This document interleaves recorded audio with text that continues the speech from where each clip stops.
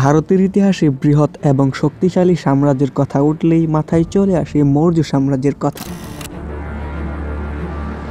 সাম্রাজ্যের গোড়াপত্তন ঘটে খ্রিস্টপূর্ব 324 অব্দে চন্দ্রগুপ্ত মৌর্যের হাতে। তিনি মৌর্য বংশের প্রতিষ্ঠাতা হলেও মহারাজা অশোক ছিলেন মৌর্য সাম্রাজ্যের সর্বশ্রেষ্ঠ শাসক। তার শাসনামলে মৌর্য সাম্রাজ্য সামাজিক অর্থনৈতিক সকল ক্ষেত্রেই উন্নতির শিখরে আরোহণ করে। তাই তার সময়কেই সাম্রাজ্যের স্বর্ণযুগ বলা হয়। নানান যুদ্ধ জয়ের মাধ্যমে সাম্রাজ্যের বৃদ্ধি ঘটেছিল তার নেতৃত্বে।